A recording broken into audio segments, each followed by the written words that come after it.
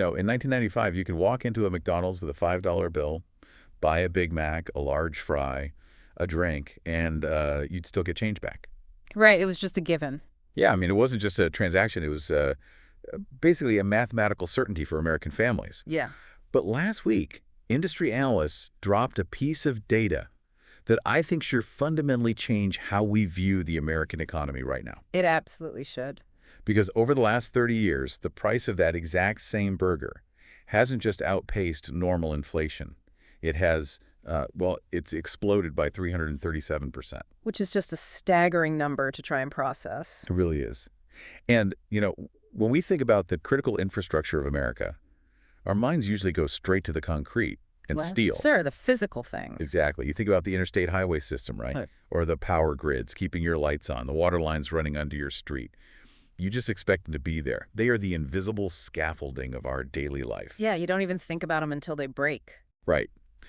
But if you have been driving those interstates, or, if you've been raising a family or working late shifts in this country for the last few decades, there is another kind of infrastructure entirely. A social infrastructure, really. Yes, exactly. It is the glow of a neon sign pulling you off the highway at 11 o'clock at night, or the casual sit-down diner anchoring the corner of your local main street. The drive-through illuminating a dark suburban intersection. Yeah. And for generations, these places served a very specific purpose. They were the ultimate reliable backup plan. Cheap, simple, and always there when you needed them. They functioned as a literal safety net for the working and middle classes. I mean, think about the rhythm of a standard American week. It's exhausting for a lot of people. It is. So if a workday ran too late, or if the grocery budget was stretched a little too thin by the end of the month, or if you were just physically exhausted, that cheap meal was a guarantee. Right. It was almost an unspoken contract between the American food industry and the public. You gave them your volume, your consistent loyalty, and they gave you predictable affordability. But we are looking at a landscape today where that contract hasn't just been renegotiated, it has been completely torn up. Torn up and thrown away. Yeah. So today we're taking a deep dive into a profoundly disturbing reality, which is the total collapse of the cheap American meal. And we have a lot of hard data to back this up. We do. We have gathered a massive stack of recent industry reports to figure out how this happened. We are pulling data from Nation's restaurant news, consumer sentiment tracking from the American Customer Satisfaction Index, financial analytics from Bloomberg Intelligence, and some specialized logistics reports. It's a comprehensive look at the damage. Exactly. Our mission for this deep dive is to unpack this shift. We need to understand how the reliable American backup plan became a luxury, why the physical buildings you grew up with are vanishing from your neighborhoods, and, what this mutation means for the future of how we live and gather.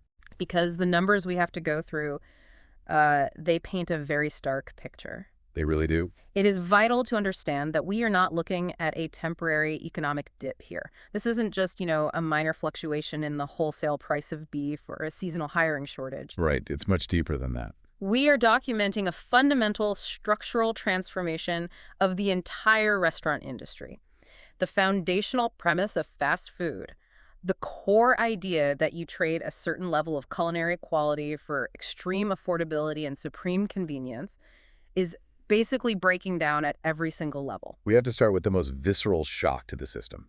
It's that moment you pull up to the speaker box, rattle off an order you have made 100 times before, Right. and you look at the digital total on the screen. The sticker shock. The sticker shock is paralyzing. Yeah. The raw data shows menu prices across the board have risen 25 to 30% just since the COVID era. And that's just the baseline. Yeah, and there is no ceiling in sight. Bloomberg Intelligence is reporting that prices climbed another 4% in just the first few months of 2026 alone.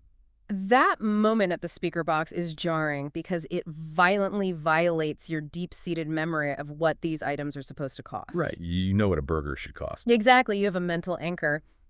When we look at the historical data, the contrast is what drives that sense of betrayal. Let's look at the McDonald's data you mentioned at the top. Okay, let's look at it. In 1995, a Big Mac was priced at $1.99. Today, if you look at the national average across the United States, that identical burger is sitting at $6.72. Wait, I have to pause here because I know exactly how corporate executives brush this off.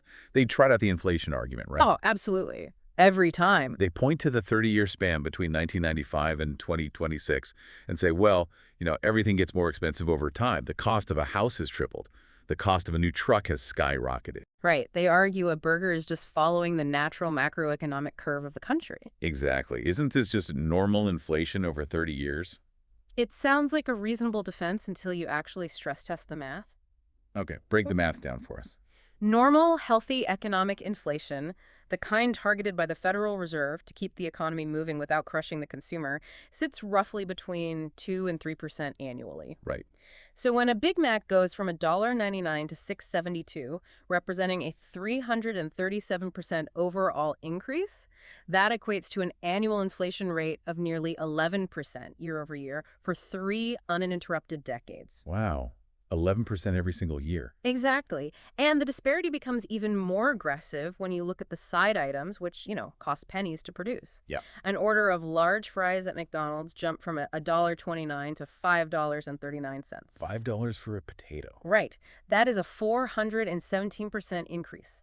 We're talking about an annual inflation rate of more than 13% for potatoes and oil. That's just, it's unjustifiable. It completely outpaces standard economic inflation. It outpaces wage growth.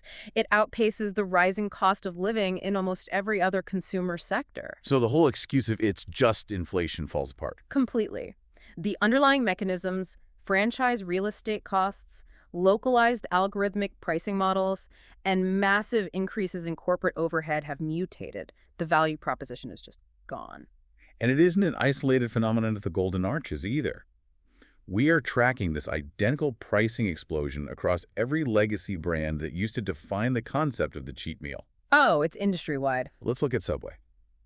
For a decade, their entire brand identity, the jingle stuck in everyone's head, was the $5 footlong. Right, the ultimate working-class lunch. Yeah, exactly. But today, that concept is completely dead. Subway recently rolled out a $4.99 value menu, but that price point only buys you a 6-inch sub. Half the sandwich. Half the food. If you want a standard foot-long cold-cut combo, you are handing over $9. And if you step into a specialty sandwich, depending on your market, you can easily hit $17. $17 for a fast food sandwich. It's really something. It is. And we are tracking severe pricing pressure at Kentucky Fried Chicken as well, which is arguably the quintessential affordable family dinner. Historically, yes. KFC was how you fed a household on a tight budget without having to cook. Right, just pick up a bucket on the way home. But according to the latest industry tracking, a simple 2-piece chicken and fries combo went from $6 in 2024 to $8.89 in 2026. In just 2 years. Yes. That is nearly a 50% price hike in a 24-month window. And if a family pulls into the drive-thru tonight for a 12-piece family meal, it will run them $45. $45 for a bucket of fast food chicken. Think about Taco Bell. The entire cultural cachet of Taco Bell was that you could feed a carload of teenagers with the spare change rattling around in the cup holder. The king of late-night, low-budget eating. Undisputedly. Not anymore, though. Soft tacos are averaging $2.19 each. A basic bean burrito is $2.49. A standard 3-taco combo is sitting around $9. The math just doesn't work for the consumer anymore. It doesn't. If the working-class consumer, the teenager, the budget-conscious family are all being priced out of these drive-thrus, how are these companies keeping the lights on? Who is the target audience for a $45 bucket of fried chicken? The shift in corporate strategy here is incredibly cynical, but from a pure revenue standpoint, it is working. How so? Industry analysts have identified that legacy chains like KFC or Wendy's are no longer actively trying to court the lower-income or highly price-sensitive consumer. They've just given up on them. Exactly. Instead, they have pivoted into what market watchers call nostalgia merchants. Nostalgia merchants. That is a heavy term. It is. They are relying heavily on the demographic data of older Americans, specifically those in the 55 to 75 plus age bracket. Okay, so the people who grew up with these brands. Right. If you fall into that group, you have a lifetime of ingrained memories associated with these places. You remember the smell of the fries from your childhood. You remember picking up a family bucket of chicken after church on a Sunday. Yeah. It's an emotional connection. The corporate strategy is to extract maximum revenue from that specific demographic.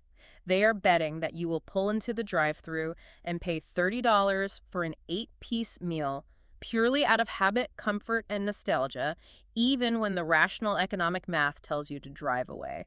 That is wow. They are quite literally monetizing your memories. That feels like crossing a critical line.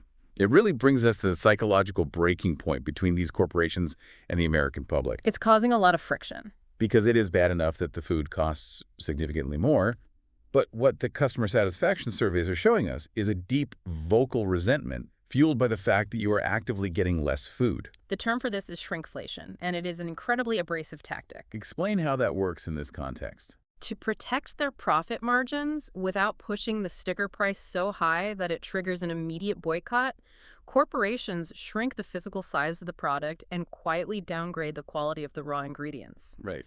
The fundamental problem for the industry is that the consumer is not stupid. No, they notice immediately. The reports we are reading are full of qualitative feedback where customers describe Taco Bell's current burritos as insultingly small for the price being charged. Insultingly small. I keep thinking about this like buying a car. That's a good analogy. Imagine walking into a dealership to buy a trusted brand of American truck you've driven your whole life. You swallow hard and agree to pay double the sticker price you paid 10 years ago. Because you trust the brand. Right. But when they hand you the keys and you open the hood, you find out they installed a lawnmower engine. You'd be furious. You wouldn't just feel disappointed, you would feel cheated. And that is the exact sentiment echoing across these consumer reports. There is a palpable feeling of contempt from corporate leadership.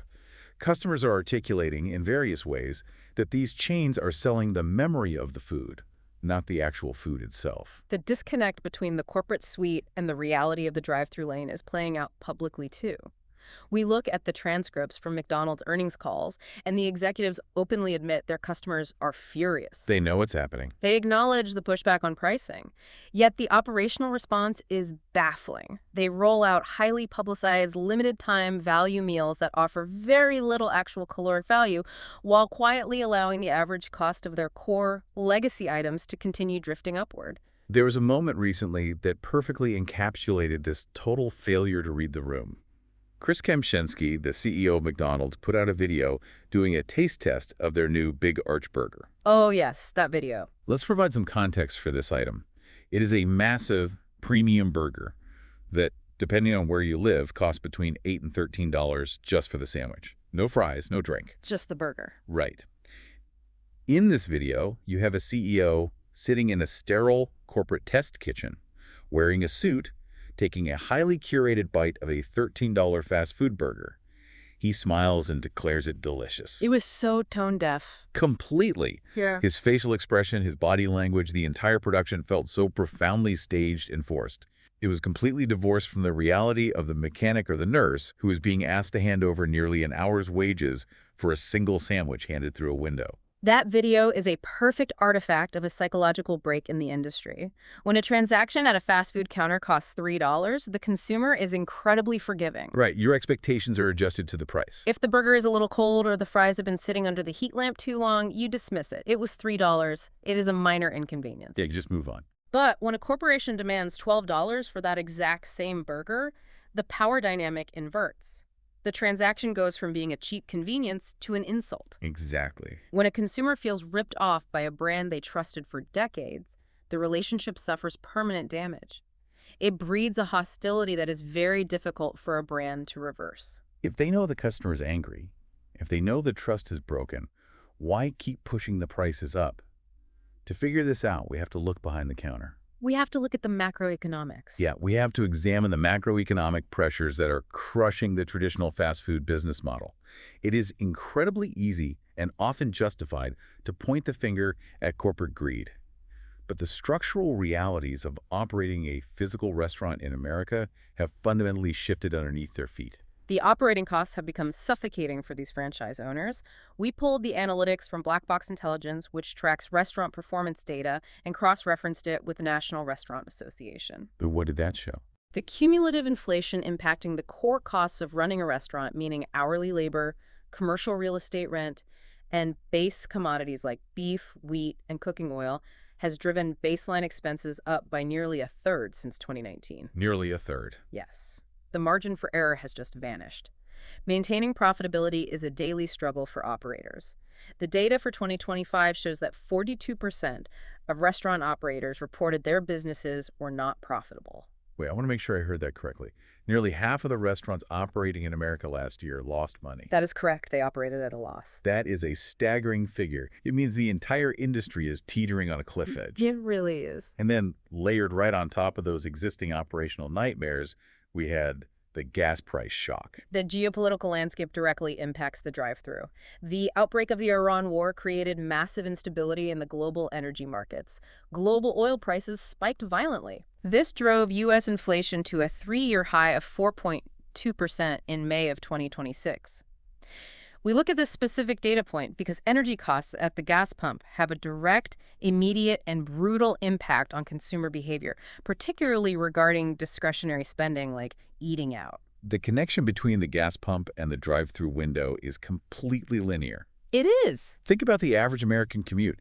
If I am suddenly paying a $50 premium every week just to fill up my tank so I can get to my job, my daily behavior has to change immediately. You have to cut corners somewhere. Exactly. If I'm paying a premium to fill up my tank, why would I willingly pull my car into a drive-through line, idle my engine for 10 minutes burning that expensive gas just to overpay for a shrinking $12 burger? You wouldn't. The basic math of daily survival no longer supports the fast food transaction. And the tracking data validates your exact hypothetical. Placer.ai is an analytics firm that monitors location data and consumer foot traffic. What are they seeing? They track what they categorize as short visits. These are visits under 10 minutes, which almost exclusively represent drive-through interactions. In May 2026, right as those gas prices spiked, short visits at quick-service restaurants plummeted by 6.8%. Wow. That's a huge drop for an industry built on volume. It exposes the fatal vulnerability of the traditional fast food model. It is not built on high margins. It is built entirely on incredibly high volume and the reliable, disposable income of the working and middle classes. Right. When a surge in energy costs wipes out that disposable income, the middle-class consumer instantly cuts out the drive-thru. It requires no lifestyle adjustment to simply drive past the glowing sign and go home. But the biological reality remains, right? Americans still need to eat. Of course. If they are abandoning the drive-through lane, where is that money going? It hasn't evaporated from the economy. The caloric need hasn't changed. The money is migrating. We're watching a massive real-time reallocation of consumer spending. Placer.ai data shows that the pain isn't just hitting the traditional burger joints. Who else is feeling it? Even the fast casual segment, places like Chipotle or Panera, which historically position themselves as a higher quality step up from fast food, are actively bleeding customers.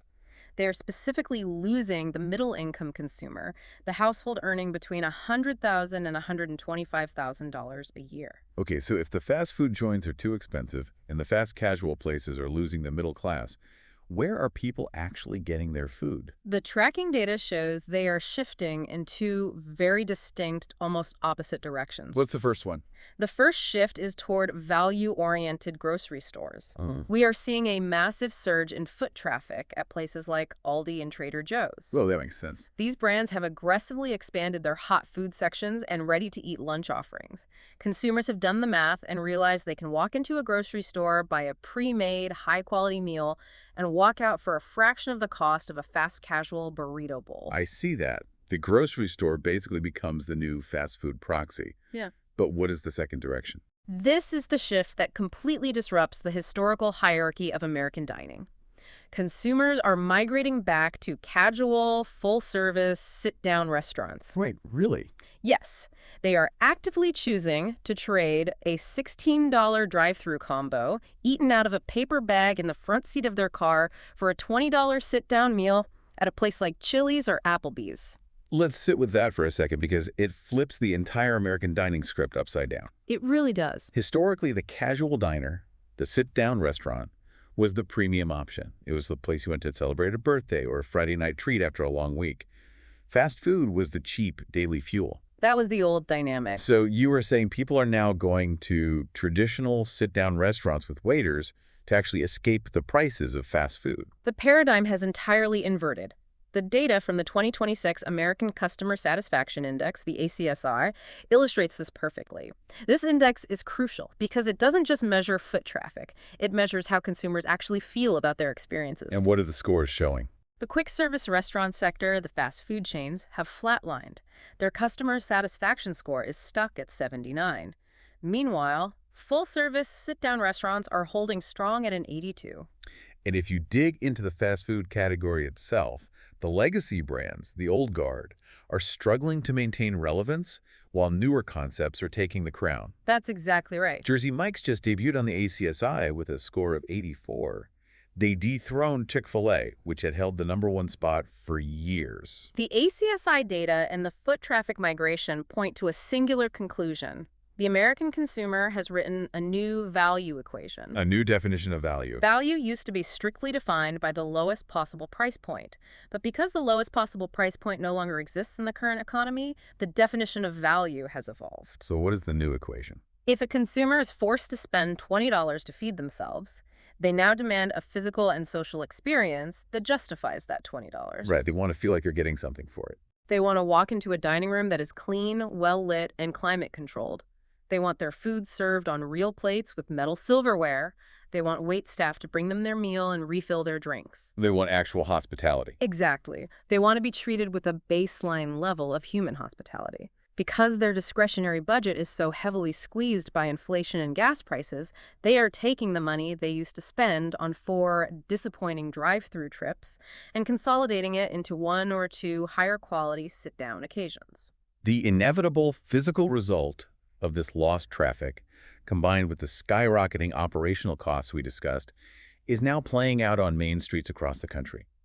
We are moving away from financial spreadsheets and looking at the physical reality of our towns. The physical landscape is changing rapidly. We are looking at a wave of empty buildings. The contraction is happening right now. It is a mass casualty event for the physical footprints of these brands. Where are we seeing this? Wendy's is actively in the process of closing hundreds of locations across the United States. Starbucks is currently shutting down roughly 400 stores in North America. That is massive. These are unprecedented contractions by industry titans that used to measure success purely by how many new corners they could conquer. And the casual dining sector, even though it is picking up some of those frustrated fast food refugees, is also bleeding out its older, weaker players. It's a harsh environment for everyone. Denny's, which is practically synonymous with the American highway, just slated 150 underperforming locations for closure. Hooters has entered Chapter 11 bankruptcy protection. Boston Market is another prime example. Yes, a brand that used to be a staple in every suburban shopping center has shrunk to just a few dozen stores amidst a mountain of unpaid bills and vendor lawsuits. Outback Steakhouse and Noodles & Company are both aggressively scaling back their physical footprints. The analytics from Black Box Intelligence give us the sheer scope of the danger ahead. They report that 9% of all full-service restaurants in the United States are currently at high risk of closure in 2026. 9% at high risk. We are talking about locations that have lost 30% or more of their peak sales volume. Even more alarming, 3% of all full-service restaurants in the country have lost more than half of their sales. That's a death spiral. For those businesses, it is not a question of if they will close, but when the bank finally locks the doors. Since 2022, full-service restaurant chains have generated a deficit of 3.3% in net unit growth. Simply put, they are shrinking faster than they are building. Are we witnessing the death of the American chain restaurant? I want to think about what this means on a local level, away from Wall Street. What happens to a town or a suburban intersection when the local Denny's or the familiar Wendy's just goes dark? It leaves a physical scar. The lights turn off, the branded signs are stripped off the facade, and the building just sits there, empty, gathering weeds in the parking lot. If you are sitting in a corporate boardroom in Chicago or New York, you don't look at the weeds in the parking lot. You look at the balance sheet, and you term this process proactive portfolio optimization. Proactive portfolio optimization. It is a sterile, entirely mathematical decision. You amputate the bottom 10% of your underperforming real estate assets to protect the profit margins of the remaining 90%. Right. You stop bleeding capital on a dying location in Ohio and reinvest that money into your highest performing sites in Texas or Florida. But for the person living in that town in Ohio, For the older American consumer who's lived in that neighborhood for 40 years, it is the erosion of dependable community infrastructure. That's the real human cost. That Denny's wasn't just a line item on a corporate spreadsheet. It was the place where the local Rotary Club met on Tuesday mornings to discuss local politics.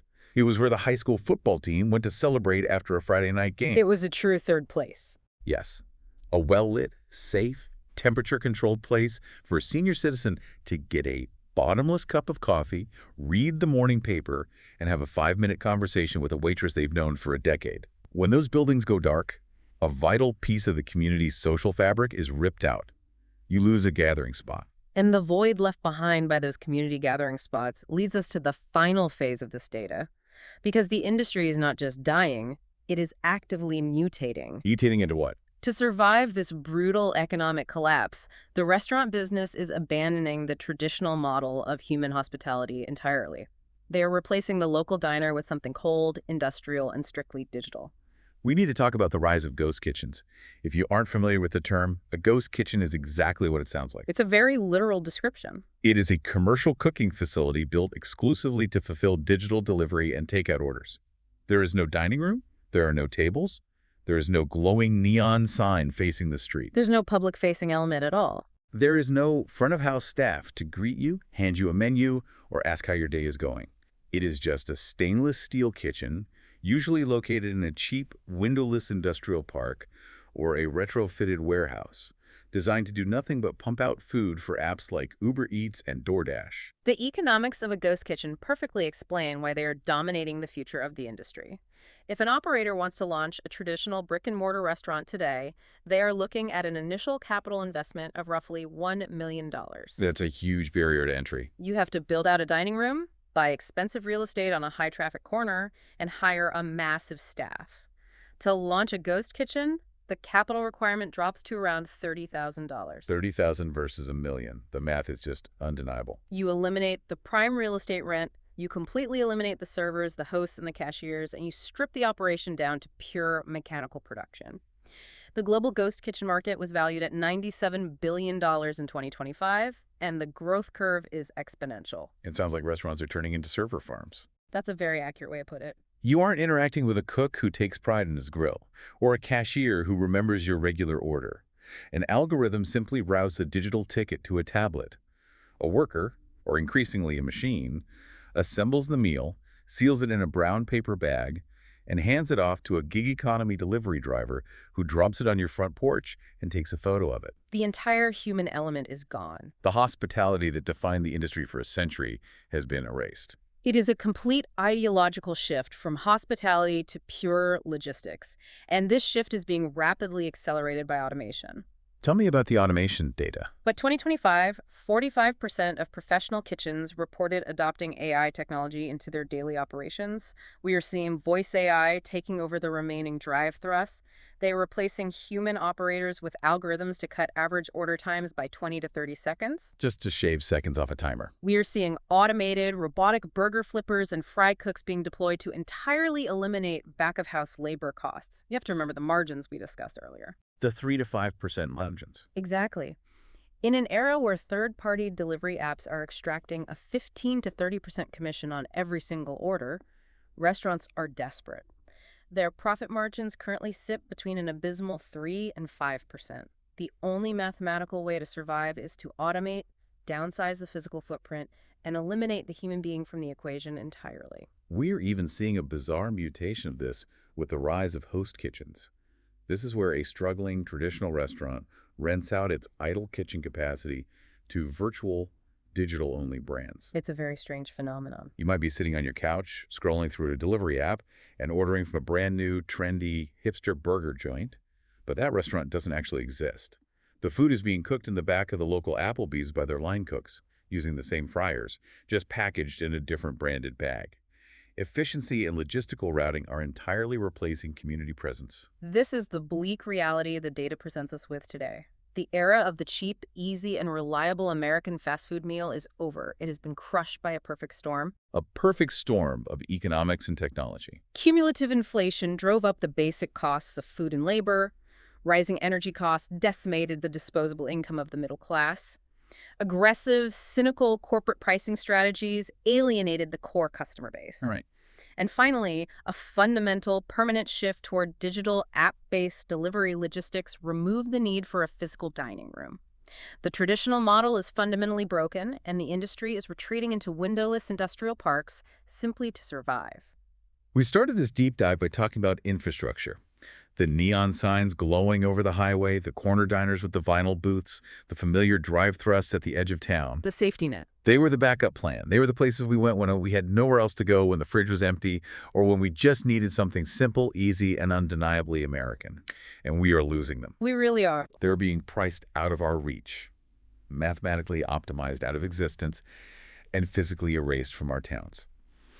So I want to leave you with a chilling question to ponder the next time you drive through your own neighborhood, past that empty building that used to be your local spot. What replaces it? What happens to the physical and social landscape of America when the vast network of local dining rooms and late-night diners is entirely replaced by windowless, delivery-only industrial warehouses? When the cheap meal disappears, what happens to the communities that relied on those spaces to gather?